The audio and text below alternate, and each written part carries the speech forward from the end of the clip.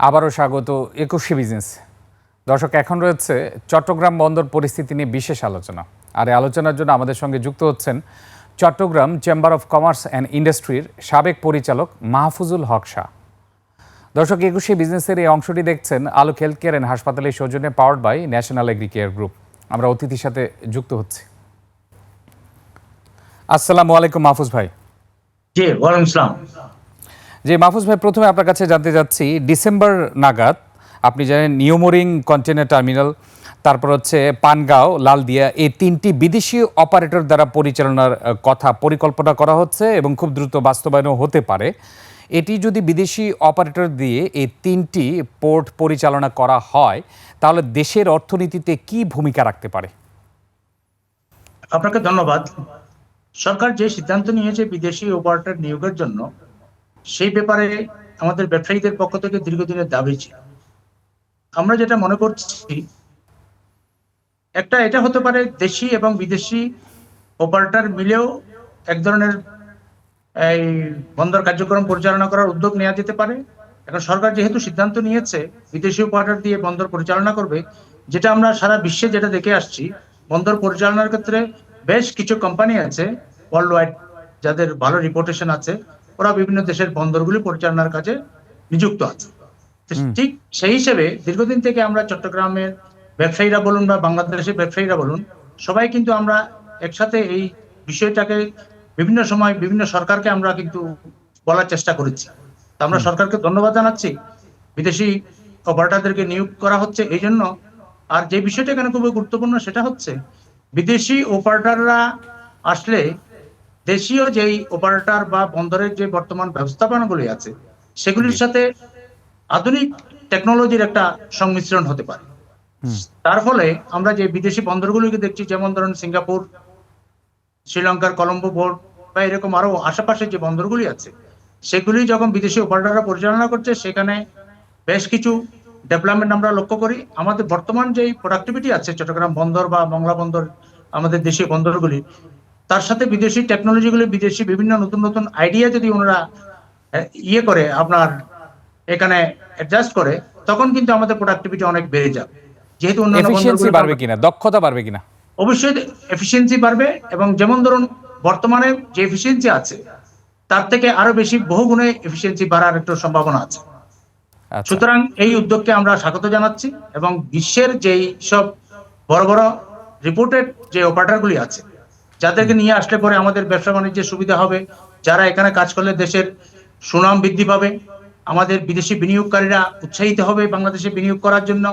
এই বিষয়গুলি মিলে আমরা যেটা দেখছি, আমাদের এখানে বিদেশি বিনিয়োগকারীরা আসার জন্য, বন্দরকে বিদেশি অপারেটর দ্বারা পরিচালনা করার জন্য এটা একটা ভালো উদ্যোগ বলে আমরা মনে করছি। জি, এক্ষেত্রে আমি যদি আসি লিড টাইম নিয়ে, শ্রীলঙ্কার কলম্বো বন্দরে একদিনে জাহাজ ভিড়ে পণ্য ওঠানামা করে আবার ফিরে যায়, বাংলাদেশে যেটি লাগে 4 দিন। এই যে লিড টাইম রয়েছে, এই লিড টাইমটা অনেক কমে আসবে কিনা?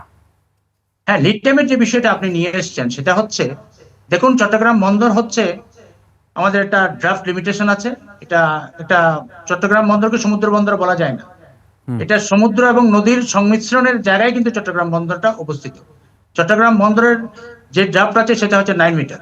আমাদের যেখানে মাদার ভেসেল গুলি আছে, যেমন 12, 13, 14 মিটার বা 15 মিটারের যে মাদার ভেসেল গুলি আছে, সেগুলো আউট অ্যাঙ্কারেজে ওদেরকে অ্যাঙ্কর করতে হয়। ওখান থেকে পণ্য কিছু খালাস করে তারপর চট্টগ্রাম বন্দরে এনে বাকি পণ্যগুলি খালাস করে, এটাই হচ্ছে নিয়ম। এখন যে বিষয়টা এখানে গুরুত্বপূর্ণ সেটা হচ্ছে লিড টাইমের কথা যেটা বলেছেন আপনি। লিড টাইমের এই সমস্যাটা একসময় আমরা দেখেছি 15 দিন পর্যন্ত লেগে যেত। এখানে চট্টগ্রাম বন্দরের বেশ কিছু অব্যবস্থাপনা আগে ছিল, এখনো কিছু কিছু আছে। বাট লিড টাইমের যে ইস্যুটা, ওইটা কিন্তু আমরা অনেক কাটিয়ে উঠেছি। এখন কিন্তু 4 দিন খুব একটা ওরকম লাগে না, অনেক সময় 2.5-3 দিনের মধ্যে হয়ে যাচ্ছে।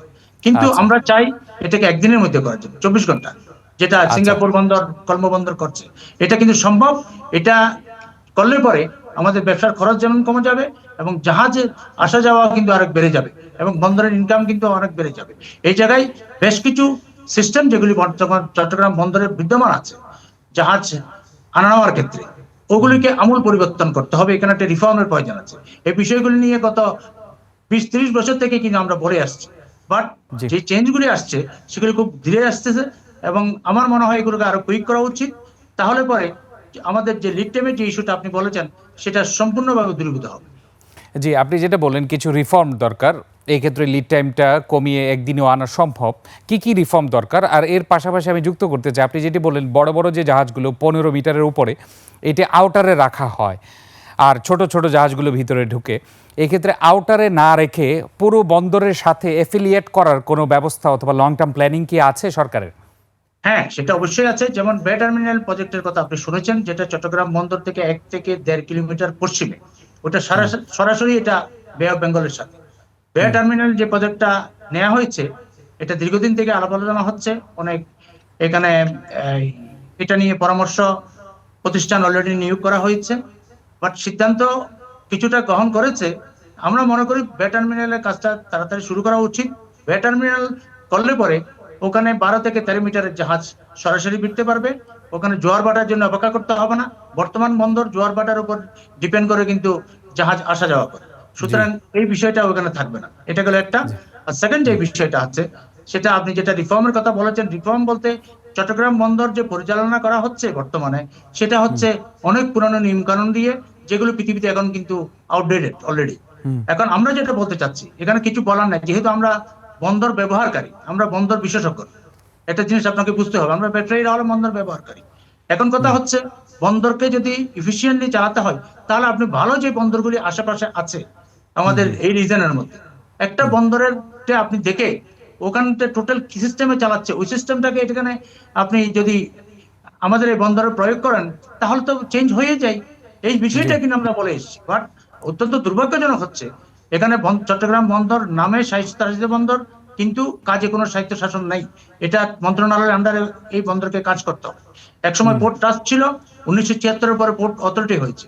অথরিটি হওয়ার পর এটা নৌ পরিবহন মন্ত্রণালয়ের একটা উইংসে পরিণত হয়েছে। প্রত্যেকটা সিদ্ধান্তের জন্য নৌ পরিবহন মন্ত্রণালয় যেতে হয়, ওখানে মিটিং থাকে। প্রতিদিন আপনি চট্টগ্রাম বন্দরের কোনো না কোনো অফিসারকে, হাই অফিসিয়ালকে নৌ পরিবহন মন্ত্রণালয়ে যেতে হয়। এটার কোনো যুক্তি আছে বলে আমরা মনে করি না। আর আমার জানা মতে 92% আমদানি হয় এই চট্টগ্রাম বন্দর দিয়ে। এটি দেশের বাণিজ্যের জন্য খুবই গুরুত্বপূর্ণ। এক্ষেত্রে আপনার কেন মনে হয় যে এই আমলাতান্ত্রিক জটিলতা রয়ে গেছে, নিরপেক্ষতা পাচ্ছে না কেন? এই ক্ষেত্রে কি কারণ থাকতে পারে? এটা কারণটা হচ্ছে, এটা আমাদের খুব দুর্ভাগ্যজনক হচ্ছে, আমাদের বর্তমানে গভর্নমেন্ট দেশ পরিচালনা করছে। আমাদের যখন রাজনৈতিক সরকারগুলি দেশ পরিচালনা করে, আমরা অত্যন্ত দুঃখের সাথে বলতে বাধ্য হচ্ছি, এমন এমন রাজনৈতিক ব্যক্তিদেরকে নৌ পরিবহন মন্ত্রণালয়ের দায়িত্ব দেওয়া হয়েছে, যারা বন্দর সম্পর্কে যাদের কোনো বিন্দুমাত্র 1% আইডিয়াও নেই। এটা হচ্ছে সবচেয়ে দুঃখজনক ঘটনা। আমরা মনে করছি, এটাকে যদি সরকার যদি মনে করে চট্টগ্রাম বন্দরকে একটা অটোনমাস বডি, স্বায়ত্তশাসিত প্রতিষ্ঠান হিসেবে এই স্বীকৃতি দিতে হবে, এবং চট্টগ্রাম বন্দর কেন্দ্রিক যত সিদ্ধান্ত, চট্টগ্রাম বন্দরের একটা বোর্ড আছে, ওই বোর্ড থেকে নিতে হবে। এখন এমন এমন লোককে আমরা এখানে নিয়োগ দিই, যারা বন্দর সম্পর্কে কোনো আইডিয়া রাখে না, ব্যবসা বাণিজ্যের কোনো সম্পর্কে স্বচ্ছ কোনো ধারণা নেই, এবং বন্দরটা ব্যবহার করতে হলে, স্মার্ট বন্দর হতে হলে, বিভিন্ন বন্দর কিন্তু ওরা ভিজিট করে প্রতি বছর গিয়ে, প্রায় সময় দেখেছি। ইভেন কি সংসদীয় কমিটি আছে একটা, যখন পার্লামেন্ট থাকে তখন করা হয় বন্দরকে পরিচালনা করার ক্ষেত্রে। তো এখন কথা হচ্ছে, সংসদীয় কমিটির যে ব্যক্তিরা ওখানে নিয়োজিত থাকেন, ওনারা জীবনে কোনোদিন বন্দর দেখেন, এরকম লোককে এখানে নিয়োগ করা হয়, এবং ওরা গিয়ে বিশ্বের বিভিন্ন বন্দর দেখে আসে। এটাতে আমরা একটা ভ্রমণ বিরাট বলে আমরা মনে করি। এবং চট্টগ্রাম বন্দরের হাই অফিসিয়ালরাও মাঝে মধ্যে বিদেশ যায়। কেন যায়, কি জন্য যায়? বিদেশ গিয়ে একটা ভালো বন্দর দেখে ওই বন্দর কিভাবে পরিচালনা করা হচ্ছে, সেটাকে এখানে এসে যদি আমরা ইমপ্লিমেন্ট করি, তাহলে তো হয়ে যায়। এখানে যেহেতু আমরা বলার কিছু নেই, এটা ভেরি ইজি। আমরা বুঝতে পেরেছি সাবজেক্ট ম্যাটার এক্সপার্ট নেই। এক্ষেত্রে আরেকটি বিষয়, আপনি জানেন যে ডিপি ওয়ার্ল্ড নিউমোরিং কন্টেনার টার্মিনালে কাজ পেতে যাচ্ছে। আপনি যেটা বললেন যে রাজনৈতিক সরকারের আমলে বিভিন্ন মানে দেখা যায় যে এত ওই সেক্টরে নলেজ না থাকা সত্ত্বেও লোকজনকে বসানো হয়েছে। এই ডিপি ওয়ার্ল্ডকে যে কাজটা দেওয়া হয়েছে, ডিপি ওয়ার্ল্ড কেমন, এবং ডিপি ওয়ার্ল্ড কি আসলে আমাদের এই বন্দর পরিচালনার ক্ষেত্রে সাহায্য করতে পারবে ভালোভাবে? এটা দেখুন, ডিপি ওয়ার্ল্ড কোম্পানিটা হচ্ছে বিশ্বের মধ্যে বেশ বড় বড় যে বন্দর পরিচালনাকারী অপারেটররা আছে তার মধ্যে একটি। এবং ডিপি ওয়ার্ল্ড হচ্ছে ইউএই গভর্নমেন্টের একটা কোম্পানি, দুবাইয়ের যেই রুলিং ফ্যামিলি আছে ওনাদের এই কোম্পানি। ডিপি ওয়ার্ল্ডের ব্যাপারে আমার একটা বক্তব্য হচ্ছে এই জায়গায়, এটা কিন্তু আমাদের জন্য একটু অন্য একটা বিষয় এখানে আছে। দেখুন, আমাদের প্রায় 10 থেকে 15 লক্ষ প্রবাসী কাজ করে ইউএই, এবং দুবাই গভর্নমেন্ট বাংলাদেশের স্বাধীনতার পর থেকে শেখ রাশিদ আল মাকতুম, যিনি যে এখন যে ক্রাউন প্রিন্স আছেন, ওনাদের যে পিতা ছিলেন, উনি কিন্তু বাংলাদেশের প্রতি খুব সহানুভূতিশীল ছিলেন, বাংলাদেশিদেরকে সবচেয়ে পছন্দ করতো। আমরা নিজেরাও দেখেছি তখন। এখন যে বিষয়টা এখানে গুরুত্বপূর্ণ সেটা হচ্ছে ডিপি ওয়ার্ল্ডের মতো একটা কোম্পানি যদি বাংলাদেশে বিনিয়োগ করতে আসে, সেটাকে আমাদের অবশ্যই ওয়েলকাম জানানো উচিত। এবং ডিপি ওয়ার্ল্ডের যে রিপুটেশন আছে, ওদের প্রায় মোর দেন 100 বন্দর ওরা পৃথিবীতে বিভিন্ন জায়গায় টার্মিনাল গুলো অপারেট করছে। তো এই ধরনের একটা ইনভেস্টমেন্ট যদি আসে, আমাদের যে আমরা যে ইনভেস্টারের জন্য সরকারের পক্ষ থেকে যে উদ্যোগগুলো নেওয়া হচ্ছে, সেই জায়গায় যখন বড় বড় ইনভেস্টার এখানে আসতে চায়, তখন ওরা প্রথমে দেখতে চায় ওইখানে কে কে আছে, কে কে কি কি কাজ করছে, কোন জায়গায় কি কাজ করছে। বন্দরে ডিপি ওয়ার্ল্ডের মতো যদি একটা কোম্পানি যদি কাজ করে, তাহলে কিন্তু আমাদের চট্টগ্রাম বন্দরের সুনাম আরো বৃদ্ধি পাবে। এবং এখন বিষয়টা হচ্ছে আপনি চুক্তিটা কিভাবে করবেন, চুক্তি হচ্ছে জি, চুক্তি সম্পর্কে আমরা বিস্তারিত জানি বিরতির পরে, যেহেতু আমাদের একটু বিস্তারিত শুনতে চাচ্ছি, আমরা একটা ছোট্ট বিরতি নিয়ে আসছি। দর্শক, এ পর্যায়ে নিচ্ছি একটা বিরতি, ফিরছি একটু পরে, ততক্ষণ আমাদের সঙ্গেই থাকুন।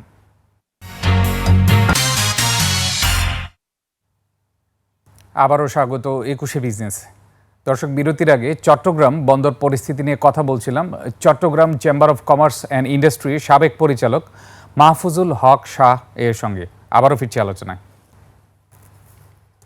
যে মাহফুজ ভাই, আপনি বলতে যাচ্ছিলেন যে ডিপি ওয়ার্ল্ডের সাথে আমাদের যে চুক্তি হচ্ছে, এই চুক্তিতে কি কি গুরুত্বপূর্ণ বিষয় রয়েছে, প্লিজ কন্টিনিউ। না, যে বিষয়টা হচ্ছে এই সমস্ত অপারেটর বিভিন্ন দেশে কাজ করে, বিশেষ করে Bharat, Pakistan, Thailand, Malaysia, Vietnam. আমাদের বক্তব্য হচ্ছে একটাই, এখানে যারা এক্সপার্ট আছেন এসব বিষয়ে, এক্সপার্টদের সাথে আলাপ করতে হবে। চুক্তিটা কিরকম হতে পারে, অবশ্যই আমাদের লাভবান হতে হবে। এমন না যে একদম বিদেশি অপারেটরকে দিয়ে দিলাম, উনি নিজে লাভবান হবে কিন্তু আমরা লাভবান হব না। আমাদের যেই কাজে যেই আমাদের খারাপ অভিজ্ঞতাগুলি আগে ছিল, সেগুলি আবার কন্টিনিউ করে, সেটা আমরা কিন্তু চাই না।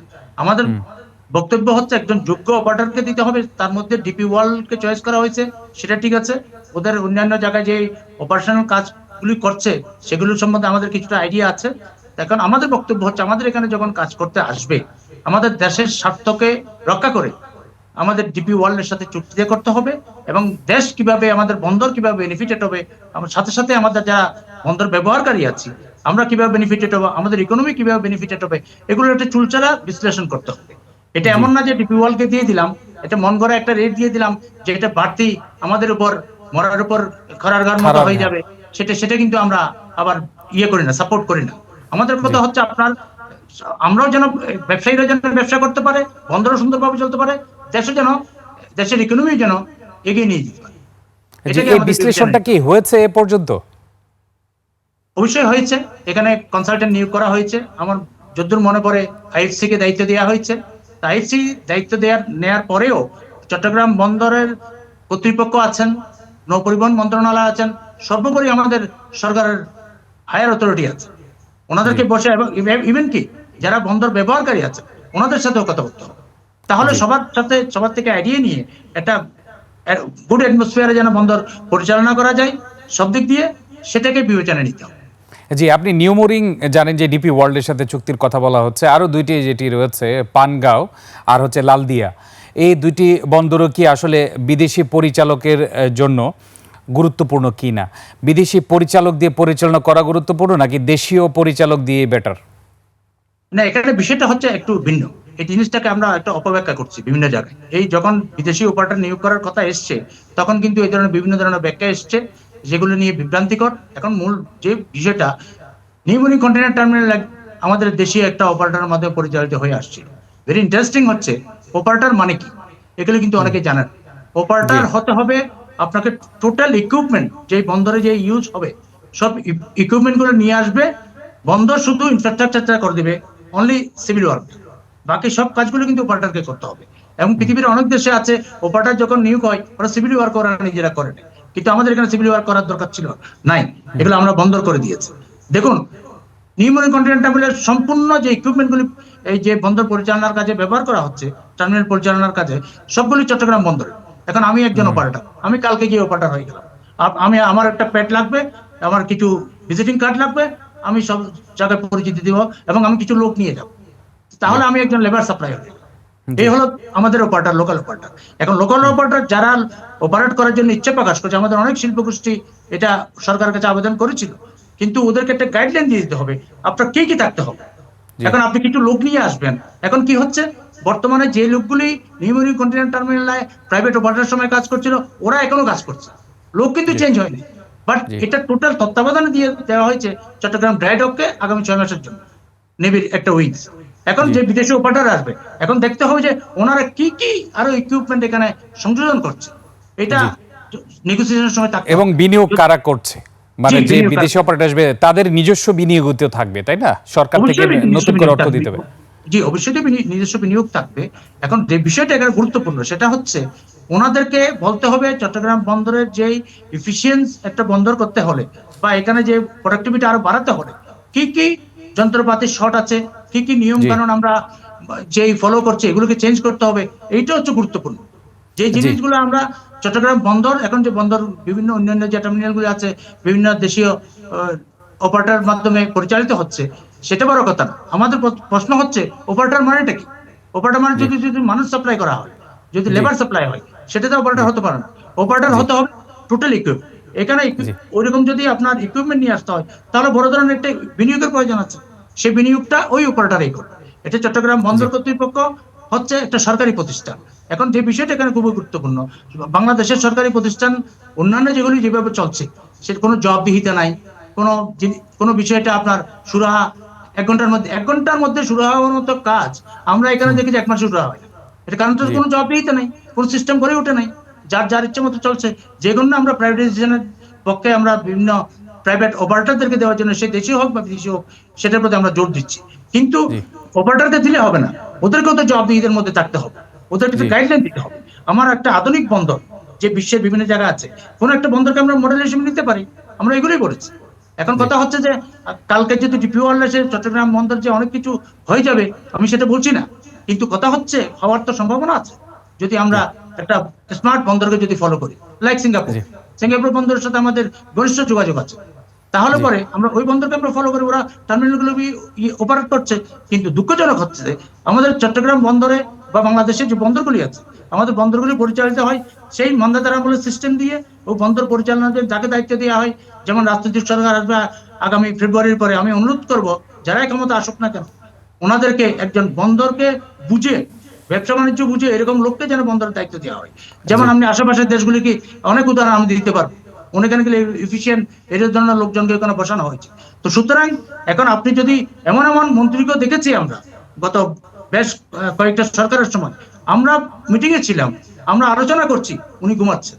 এমন মন্ত্রীকেও দেখেছি যিনি জীবনে কোনদিন চট্টগ্রাম বন্দর দেখে নাই, ওনাকে নৌ পরিবহনের দায়িত্ব দেওয়া হয়েছে। যে আমরা আশা করি যে এগুলো পরিবর্তন হবে, এবং যেহেতু বিদেশি পরিচালক নিয়োগ করা হলে এমনিতে অনেক ধরনের পরিবর্তন আসবে। এর পাশাপাশি আপনি যেটি বললেন যে তাদেরকেও নির্দিষ্ট গাইডলাইনের মধ্যে চলতে হবে, জবাবদিহিতা থাকতে হবে। এর পাশাপাশি চট্টগ্রাম বন্দরেও স্বায়ত্তশাসিত হতে পারলে আরও ভালো হয়, তাদের জন্য সুবিধা হয়। আপনাকে অসংখ্য ধন্যবাদ আমাদেরকে সময় দেওয়ার জন্য আজকে। ধন্যবাদ। দর্শক, এতক্ষণ দেশের চট্টগ্রাম বন্দর পরিস্থিতি এবং এর নানা দিক ও করণীয় নিয়ে কথা বলছিলেন Chattogram chamber of commerce and ইন্ডাস্ট্রির সাবেক পরিচালক মাহফুজুল হক শাহ।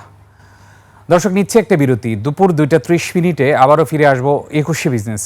দেখার আমন্ত্রণ রইল, 21শের সঙ্গেই থাকুন।